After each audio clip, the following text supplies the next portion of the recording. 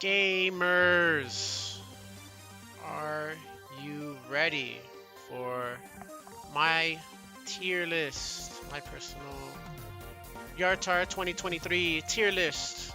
Well, not tier list. My bad.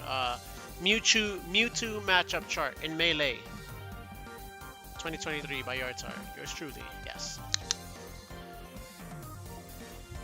A lot to say here, and I've got quite some takes that people are gonna disagree with, obviously, but who you gonna believe? Some Joe Schmoes who don't really mess with the character, or me that I know this character like the back of my hand? I've messed with all kinds of, tools and everything by now. I've made Mewtwo since day one, so whose word are you gonna take? Alright, let's get started with Mewtwo's absolute hardest matchup, and this is gonna surprise some people, but it is Ganon. I was not always a believer of this, but Ganon is truly devastating for any Mewtwo player with any sort of knowledge on like what Ganon can actually do.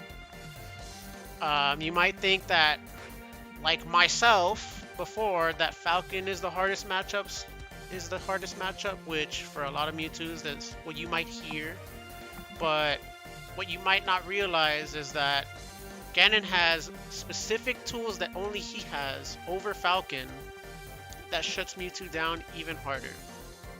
And let me list them. First of all, you have to deal with the jab. The jab comes out 3 frames. If you mess anything up, any pressure, any sort of like kind of thing, you overextend anything and you get jabbed, you could literally get jabbed into a forwarder and die. That's 1. 2, down B. Down B, Ganon's down B just goes right through Shadow Balls. It eats them right up. You throw a Shadow Ball, if Ganon presses down B, you can just die. Just because of that alone. Dead. Right? Ganon's down throw also combos way harder than Falcon. Because against Falcon, you can actually DI away into a waveland, into a double jump cancel waveland, and you could get out of there. You could actually get out of there. Sometimes you could double jump cancel, fade back fair out of the down throw knee, down throw nair, stuff like that. You could actually get out of it as Mewtwo sometimes with enough practice. With Ganon, if you're getting down thrown by Ganon, it's a free combo 100% of the time. You cannot get out of it. There's no getting out of it. Nothing. Ganon weighs more. He's floatier in such a way where up throw will never combo, so you always have to pray for the fake chain grab that you have on down throw. You have to pray that the Ganon messes his DI up and DI's in so that you could chain grab him, and which is not true. The most you're gonna get is like a tech chase off of it. You just can't really do much with your throws, and comboing off of throws is kind of important when you're going against fast faller characters or stronger, more volatile characters like Spaceys and Falcon. It's kind of one of the things that kind of holds the matchup together. The fact that you could up throw Spaceys and Falcons at low percents. You could toss them up to the top platform, teleport on up there, and continue the combo.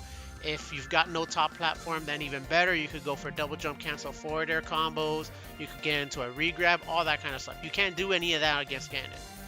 If you up throw does not combo. He's too fat, he's too floaty, it doesn't work. And then you could take him to 40-50%. Back throw is still not doing anything. In a lot of matchups, okay, you don't have an up throw combo, but as long as you can grind some damage, your back throw will start to take him somewhere. Not against Ganon. Ganon, you can take him to 50%.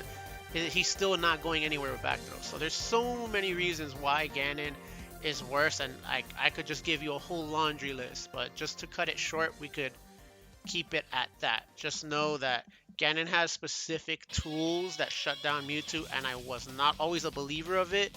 And there were Ganons that actually told me, no, trust me, Ganon is like the worst thing for Mewtwo, and I'm a believer now. I used to not believe them, but I believe they were right. They were right. Next we have Falcon. Falcon is definitely a really challenging character. You gotta watch out for the up airs a lot. You know, getting up air, getting like, you know, air wobbled is pretty rough. He's volatile like Spacies, but without the whole DI concept. Like, there's not much you can do in terms of DI other than what I just said about the down throw. But like most times, if you get clipped by a Falcon Nair, um, it's pretty rough. Like a Nair will just lead to a knee pretty easily. You have zero. Mewtwo does have 0 to deaths on Falcon, but the point is that Falcon has his own 0 to deaths on Mewtwo, and they're much easier to pull off. And Falcon just does it like 10 times easier, so it definitely earns a spot on second hardest matchup. If you run into a Falcon or a Ganon, just you'd rather fight a Falcon because at least you get the up throw combos, you have a better combo game. It takes less to edge guard Falcon. You only really have to repeat the edge guard a few times. Ganon, you kind of have to take forever. That's another point of what makes Ganon more rough, because you have to edge guard Ganon more, which increases the chance of you messing it up. With Falcon, he falls like a rock, so you just succeed like 2, 3, 4 times and he should just die free. Next we have Spacies. Spacies are pretty damn challenging. They are. They're very oppressive. They can get all over Mewtwo. They can shield poke him a lot. They combo the shit out of him. They control neutral a lot. They're assholes. Spacies are definitely assholes. They're gonna make your life hell, especially if they know the matchup. But you get your up throw combos, you get your forward air combos, you get down tilt into forward air, kill confirms at higher percents. As long as you're fast, here's the thing: as long as you're fast, you can somewhat keep up with Spacies and Falcon generally if you've got the speed for it. But they're going to they're going to give you a really rough time overall. What else to say?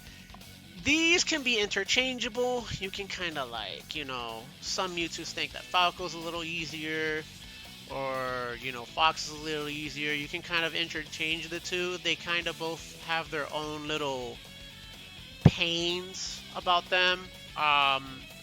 With Fox, I'm typically more comfortable with Fox because I'm more about, like, I practice more SDIing the up throw up airs, and I'm more about speed and everything. Falco is more about, like, can you power shield the lasers? Can you kind of, like, DI the shine correctly so you don't get pillared for free? Stuff like that. They both have their own little nuances, but some Mewtwo's generally have an easier time with Falcos, others with Fox, so it just kind of depends on the Mewtwo you ask. Next we have Marth. Marth is pretty freaking annoying, and personally I am pretty bad at the Marth matchup. I still got a lot of discovering. There's a lot of nuances, a lot of Marth specific things that you can do. One thing that I do like to do is that since Marth is very forward facing most of the time and to the ground, this is one of the very few matchups where you can actually utilize Mewtwo's down B, where he, I forgot what it's called, his disable? It's either disable or confusion. I think it's his disable. His disable can have a spot in the Marth matchup. It's got some range on it. It's got transcendent priority, which means if you trade with each other, like the transcendent priority of the down Bs just will clip through. I've clipped through like Bowser up Bs with down B. It's pretty crazy. So you can kind of use the transcendent priority mixed with the alongside the range on it. It covers about as much range, very slightly less range than Marth's forward smash. So you can definitely catch a Marth slipping if he's trying to space forward smashes against you or something, and you could kind of sneak in a down B and get him, and you could start like a down air combo or a grab combo, something, whatever floats your boat. You can kind of go with that. Generally, it's pretty rough. You want to use your tilts to try to fence him. Up angled forward tilt is good for trying to fence out the forward air spam. It's all about, like, if you can establish some sort of respect in the neutral against Marth, and it's a lot of playing footsies, which is what makes the Marth matchup more tame. I personally don't really like the Marth matchup, but it makes it more tame than the Spacey matchups. The more consistent that a matchup is and the more textbook it is, the more easier it is for you to kind of figure, well, for me at least, it's more easy to figure it out and just sort of piece together, okay, well, what does Mewtwo need to do and accomplish to get the upper hand in this matchup? You know, get to the edge guard game, wrap it up, clean it up, you know, like stuff like that. Next we have Sheik. Sheik is also 40-60. You can kind of interchange depending on whatever. Sheik is about Marth-esque in difficulty. Sheik is definitely challenging. Massive frame data, you know. You're gonna just prepare to take a lot of hits against Sheik, but that's okay because Mewtwo doesn't die early to Sheik. Sheik typically will have to take Mewtwo to like above 100%, look for the down throw, forward air, up air, kill confirm, stuff like that. You will have to watch out for the cheeky fake chain grabs that some Sheiks might go for, the little knowledge check that will make some Mewtwo's think, oh my god, but they have a chain grab. They don't. You just have to DI it correctly. I forget what it is, but it's like depending on your percent, you either DI away and down or away and up, depending. I forget, but it's a fake chain grab. It's a little knowledge check. So if you see them go for that, it's not real. Other than that, you have to remember that one single needle will pop a full shadow ball. So baby shadow balls are typically the way to go. If you do have a full shadow ball on you, wait for a tech chase situation. Down throw into shadow ball is pretty reliable. Anything that can knock the Sheik flat on her ass, you can kind of stick in a full charge shadow ball to seize the moment and close out that stock.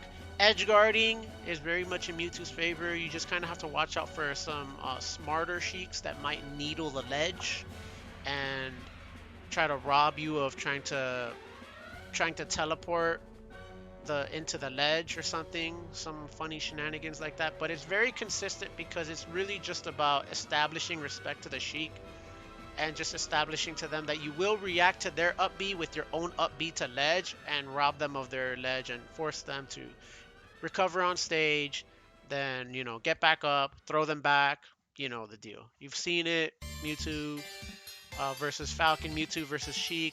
Just those matchups tend to be pretty consistent with Mewtwo edge guards. It's just force him to recover on stage, back throw, rinse, repeat, stuff like that. Next we have Puff, and it's kind of crazy because you have people being like, well, Puff should be up here. You know, Puff is like the worst, the absolute worst. What are you talking about? You're fucking Jones and oh, you're crazy. But people do not want to know that Mewtwo has a big up angled forward tilt. Yes. Now, if it wasn't for that move, this move would be absolutely like this tier. It would be alongside Ganon. Puff would be alongside Ganon, but Puff is down here because Mewtwo can actually play neutral against Puff and actually beat out the back air. Can actually beat the back air, can stuff it, can actually space around with it. Up angled forward tilt. That's all it is. You just use that to control neutral, to tell the Puff, hey, stop back airing me. Force the Puff to start doing some mix-ups, start using some ground options. Obviously, Puff is still advantage, is still challenging because it is Puff. Puff can look for up tilt rests, which are pretty gnarly. They can look for rest setups, but thankfully it's not too terrible because Mewtwo has Stomp into forward air. So it's like he's got Falcon-esque punish on rest. If you want to feel cheeky and the Puff isn't doing any AMS attack, ASDI down shenanigans, you can go for a little extra damage and you can sneak in the down tilt between, so you could Stomp down tilt into forward air and you get like fat 37% off of a rest punish. So it's better than a lot of characters. So that's Mewtwo's got that kind of stuff going for him. Edge guards is also pretty rough. Puff does win in the edge guard department because Puff can shark very well. That up air is very deceptive. Your goal as Mewtwo is to not be in the air all that much. You really want to be stuck to the ground, and you can do it thanks to what I just said, the aforementioned up angled forward tilt. It helps you keep yourself on the ground so that the Puff can't really just like kind of sling you in the air and just keep you in the air with that huge up air. Puff's up air is huge. Do not, like, I've tried to down air it and try to get like the disjointed back part of Mewtwo's down air. It does not work. Puff's up air is too big. Just, you need to respect Puff in the air. If you're getting juggled in any kind of way, if the Puff's got you in the air and they're trying to shark you, your priority is get down to the ground first. Worry about the rest later. You need to get down to safety because Puff's up air is huge. The back air is big. Puff can just beat you all up once you're in the air. But yeah, stay grounded. Utilize your teleport nils. Make sure you've got your speed, your movement down. Use your up angled forward tilt to establish neutral presence. Force it to go for some mix-ups, and then you beat those mix-ups up. So that's kind of what the game is. Again, a lot of people are going to disagree with me and give me shit about this, but I know what I'm talking about. I know what I'm talking about. Game & Watch is pretty Puff-esque. I'm not going to lie. Maybe some people might be a little surprised and they might put Game & Watch here or even an even or something like that, but Game & Watch is pretty difficult. His credit card, his down tilt, they're pretty Puff-esque and they're pretty tough to, you just gotta respect it. Sometimes Game & Watch will throw out aerials on your shield, and as the Mewtwo you might be inclined to think, I could like double jump cancel forward air this, I could shield grab this, I could go for something, right? And no, you would be wrong because Game & Watch can literally just mash down tilt out of his aerial, so you have to respect the shit out of Game & Watch. When Game & Watch gets inside of you and starts attacking you, you need to kind of just step back and try to come back on your terms, because Game & Watch has a very surprisingly deceptive like pressure, and it's a bit of a sleeper, the amount of pressure that he can exude. Because of how fast the down tilt comes out. The fact that down tilt can actually just straight up kill floaties. It doesn't even just combo. It will just kill you. If you're like at 90, it will just kill you. You have to be very careful about Game & Watch. And Game & Watch definitely is a pretty rough and challenging matchup. Next we got Link. Link's kind of slow and pretty comboable. And you can kind of go to town on Link when you do get your in, but Link does have things that make it pretty hard. He has range on his sword. He can stop your approaches with jab. He's got just all sorts of options that he could set up some pretty gnarly combos on you.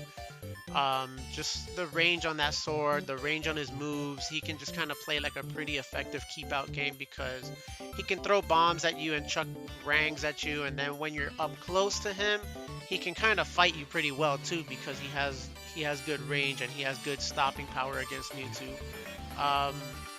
Pretty challenging matchup, but if you get used to it, once you get to your combo game, you can kind of run Link over once you're on an advantage state. This is kind of borderline. I could put this. I really don't know, honestly. This is probably one of the more limited knowledge matchups. That, as much as I know many matchups, a plethora of matchups, Link is still pretty strange to me. A lot of Mewtwo's are not really focused on this kind of matchup. You have to do a lot of Link specific things. Link is one of the... there's an exclusive club, right, where like there's certain down throw combos that you have to DI very differently than your traditional down throw combo. You know, you think about typical down throw combos, Falcon, Sheik, you know, all kinds of you know, stuff like that. Falcon, Sheik, Samus, you know, stuff like that. And you would be like, well, DI away for most down throws. Well, Link is one of those special characters where you actually have to DI into him to stop yourself from being comboed really hard. He has like a very Peach-esque, Luigi-esque down throw, so that's a knowledge check. If you're getting down throwed by Link as Mewtwo, you actually need to DI into him because that will give him less leniency in trying to follow up with something like a down air or something like that. So do keep in mind that there's a lot of little nuances that are very specific to select few of characters, and Link has one of those little things going on. Next we have Peach. Peach could be very annoying for some Mewtwo's, but if you're more patient as a Mewtwo, this really isn't too much of a hard matchup. It's more just annoying, and you just kind of have to take your 1 or 2 piece combos. You might get a 3 piece combo, and you just kind of have to get your little 2-3 piece and just kind of step back. You can't get like too greedy. You can't really go to town on Peach because you're just gonna get punished hard for it. But if you can just play that, have a lot of patience, play very keep away heavy, and just kind of fence Peach out and force her to go for turnips, and then when she starts going for turnips, you can start charging Shadow Balls. A fully charged Shadow Ball will beat most turnips. So your charged Shadow Balls are going to prove to be more consistent threats than, you know, the Peach relying on RNG to pull a Stitch. Now again, a Stitch is bullshit, you know, it's RNG. If she pulls a Stitch, that's bad news. But your Shadow Ball charging is going to prove to be a more consistent threat. And if you can fence Peach out successfully and just annoy the shit out of the Peach player, you kind of sort of get the upper hand. You get your up throw kills, you know, so that's also nice. You can play the War of Attrition against her.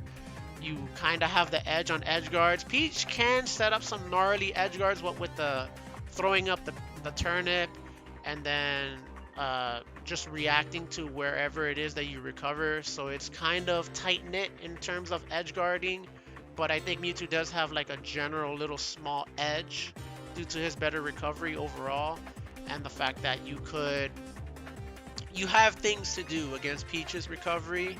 You know, you can just back air it many times.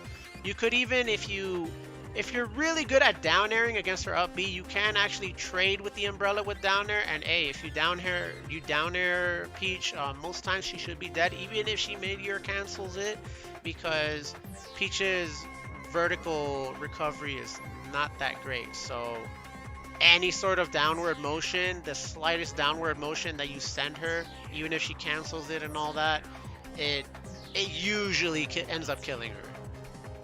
Next we got Pikachu. This matchup is also pretty limited in terms of my knowledge.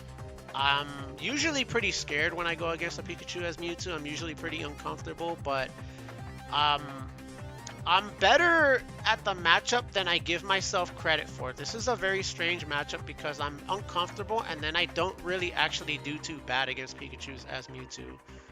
If you get really good at edge guarding and teleporting to the ledge into recovery punishes, you can set up some pretty gnarly down air, forward air recovery punishes against Pikachu. Down air into reverse up air and hit it back off stage and repeat the process, stuff like that.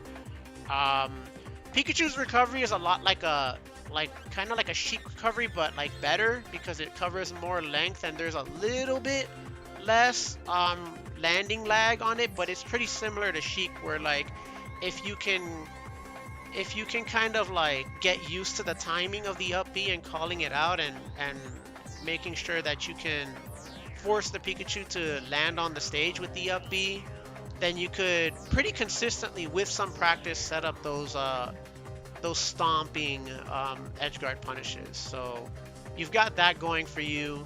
You've got range over the Pikachu. You have to worry about the up smash. The up smash kills you mad early, so you have to be like, even on Dreamland it'll kill you. Even on Dreamland it'll kill you. It doesn't matter about the stage. It doesn't matter. Pikachu's up smash will kill at absurd percents. So just make sure you don't get hit by up smash and you should be fine, because that's really kind of like the only real threat that Pikachu has. Up smash or like up smash thunder setups, stuff like that, stuff of that nature. You can get gimped by up air if you're not careful. If you get like your recovery red or something of that nature, you can get gimped once in half a blue moon, but for the most part it's just you have to respect the up smash and like just the opportunities that Pikachu will look for to look for those up smashes. Other than that, it's not like too bad. It's just you just have to respect the fact that Pikachu can kill you much earlier than you can kill it. Next, we got Doc and Luigi. These are pretty similar. They can kind of like they have a bit of a combo game going on against Mewtwo. They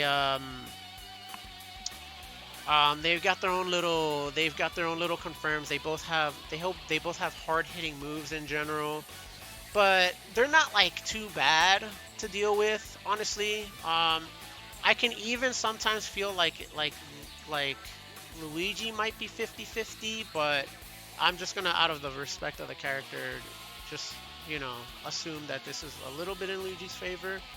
But you have range over Doc and Luigi.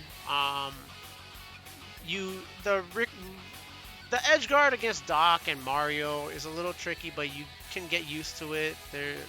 I'll probably explain that in some other video or something, but you can get used to the edge guard. The edge guard against Luigi is pretty straightforward. You just look for the side B. You can stomp on it even. Just really pay attention to where he's side B'ing at and just get out there and edge guard him. You can juggle the Mario Brothers generally pretty well with up tilt into up airs and all that. You could just kind of chain that together and just kind of bully them once they're in the air. They're pretty vulnerable when they're in the air if you're Mewtwo and you know what you're doing. So if you can pry them up off the ground and just kind of play more patient and just kind of like match their movement, it's not too bad. It's not all that bad. They've got combo game on you, but you've got a juggle game on them, so things kind of even out.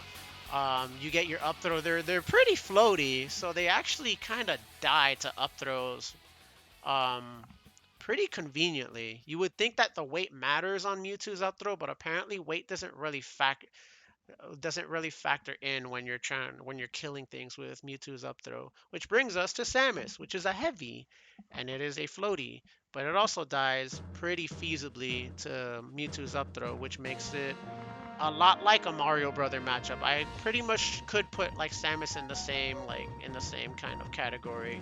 Samus is a ground-oriented floaty, much like the Mario Brothers, so you're gonna be fighting Samus on the ground a lot. Your mission, here's the thing, your mission as Mewtwo against a Samus is you really want to close space and not let the Samus get any kind of space, because the moment Samus gets any kind of space, you're gonna get missile spammed, and it's a game of cat and mouse. If the Mewtwo can catch Samus with some grabs, the Mewtwo is generally gonna be winning. If the Mewtwo player cannot find it to get grabs on the Samus player is winning. So it's a game of cat and mouse. You gotta chase the Samus and make sure you don't let the Samus get a lot of breathing room, smother the Samus.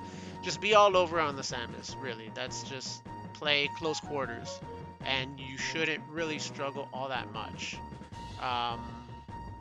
Yeah, like, you might have to worry about, the Samus specific things, they could go for like crouch cancel, down smash and stuff like that, but that's like, if you see the crouching, you could just stomp that. Mewtwo has answers for that kind of thing, so it's not much of a worry. Next we have Mario. Mario feels pretty honest. It's like the most honest matchup, honestly. Maybe Mario and Roy are like very, very much like pretty damn honest. Very evenish. I mean, I guess I could put like Ices over them, but yeah, Mario a lot like Doc, but just doesn't really have like the straight up Kobe forward air, kill confirm, killing power that Doc has. So it knocks him down a peg. Still a very respectable character. Still solid combo game against Mewtwo. You have to watch out for the pretty long-ranged, sudden forward smashes that Mario can pull out on you. You have to watch out for those. Cape is also something that establishes a lot of respect. You can't really not like Mewtwo is really a projectile type of character anyway, but it just makes it so that like you have to remember that like, hey, he can cape things, so let me try not to like go too happy on like, you know, charged Shadow Ball setups, because it's pretty dangerous to do that against Mario.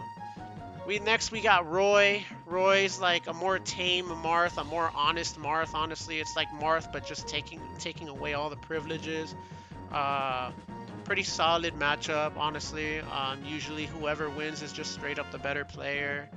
My experience playing Roy is just is just a cool character. In terms of design, he really just honestly has to play the game. He can't really cheese or anything. He can't really go for any kind of cheesy setup. He just has to honestly beat your ass. So that's kind of the thing. Roy kind of has to come at Mewtwo, but he has the tools. He's not really too bad. He's still got like Marth-esque things. You know, he's got a nice long grab to grab you with. He's got a down tilt that can possibly lead to things. He's all right. Roy is all right. Yeah, he has his own little levels of threats, but Mewtwo has his own combo game against Roy.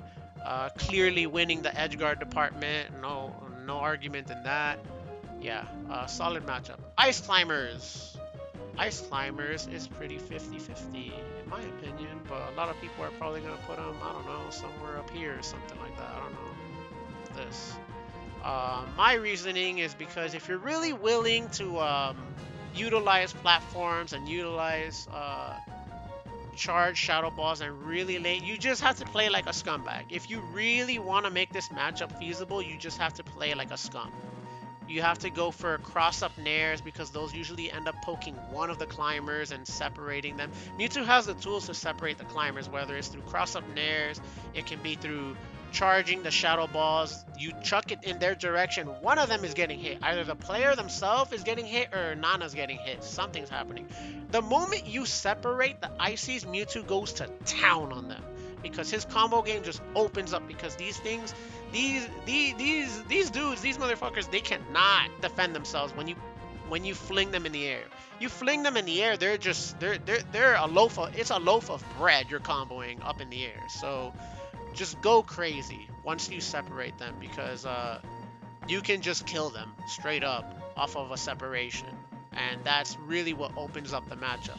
You just have to play lame until you get an open up. Really, you just have to play very practical, very, you know, very defensive. It's not the way that a lot of Mewtwo's like playing, including myself. I don't like playing like a scumbag, but it's just one of those matchups where you kind of just have to do that until you get the opening, and then you could do all your Chad Mewtwo kind of things, you know. So that's just how the matchup goes. Next, we have matchups that I feel like Mewtwo kind of has a little bit of an advantage. First, we've got DK. DK's got his own things that you gotta respect. You gotta respect back air. You gotta respect, you know, the stomp combos that DK can go for. You know, cargo into up air can be pretty devastating. You know, you have to be careful about that. But Mewtwo's got probably an even harder combo, a harder hitting combo game on DK, just for no reason. Mewtwo just combos the shit out of DK like really hard. So like you can line up a bunch of forward airs on DK. Down tilt can just lead to a fucking massive damage of forward airs. The moment you get DK off stage, you have the edge guard. You have the edge guard game advantage. If he up Bs, you can just stomp that head of his. You can just stomp him right on his head. You go for back air, stuff like that. So you've got your options. You can teleport to ledge and predict him going to the ledge with the up B if you time it right. You've got options. You've got a massive combo game. You've got a projectile over him that he has to deal with. Just be sure that you're on your movement and you can teleport across if you can. Practice those. That really helps with the neutral game. DK's neutral game is pretty limited. He has to rely on back airs a lot. He has to rely on going for some kind of read. I noticed if you go against DKs, they're probably going to get desperate. If you start kind of like owning them in neutral, they're going to start going for reads. So do expect that little part of like despeраcy. Yeah. Next we have Young Link. Young Link is annoying as shit, but at the end of the day, Young Link is just, he's just a bad character, man. Young Link, all he can really do is just run away and throw a bunch of bullshit.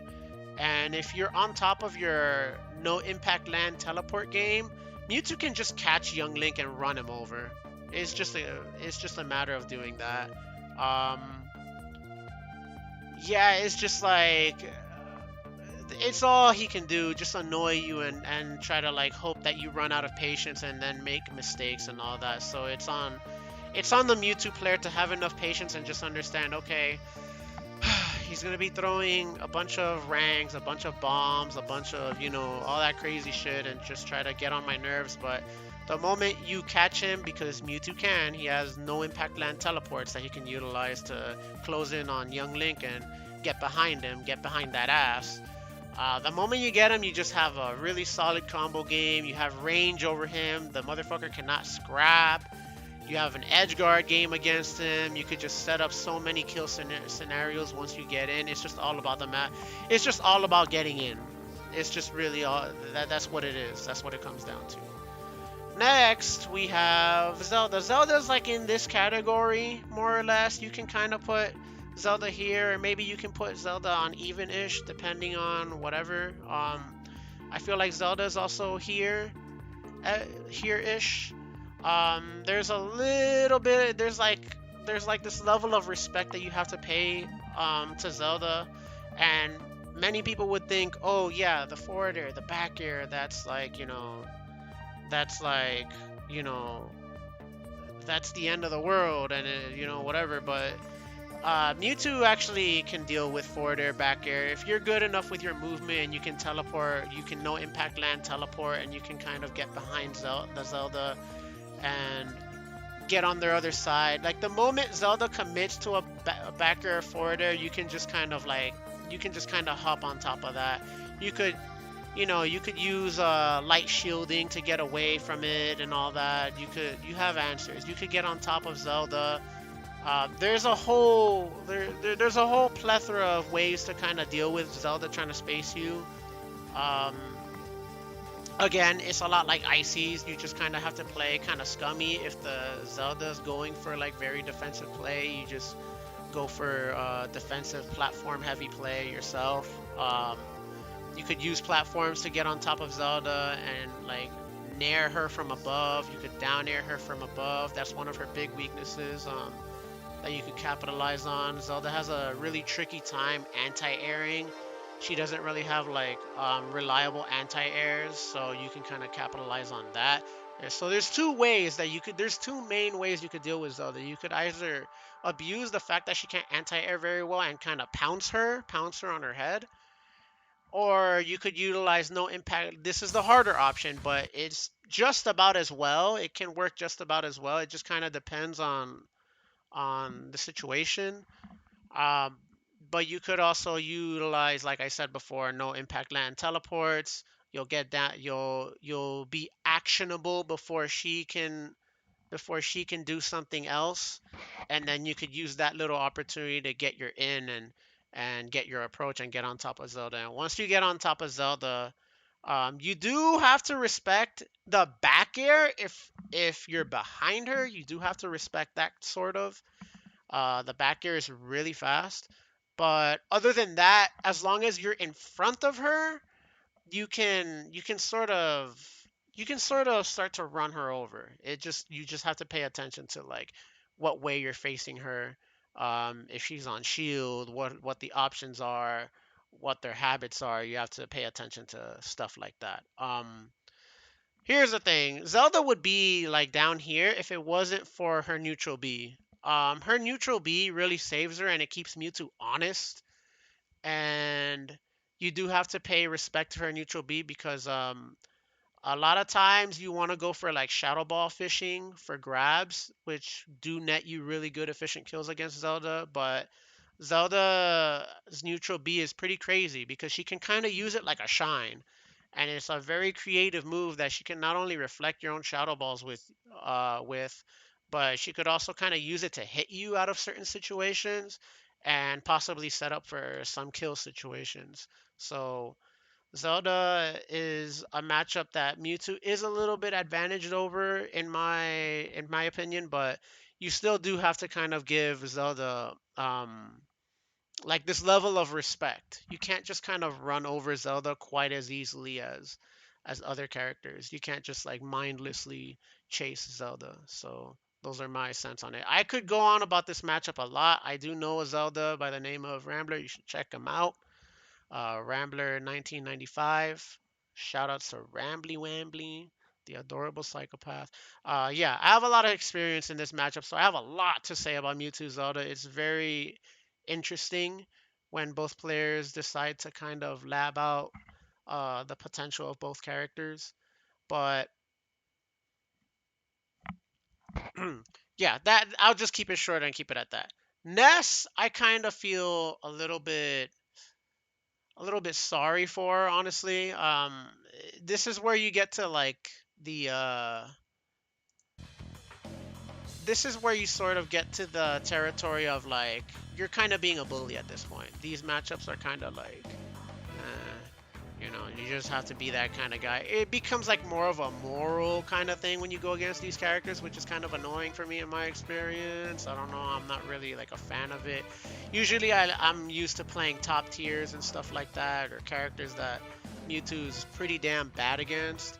And I'm used to having to do the work and like having to be more ambitious than my opponent.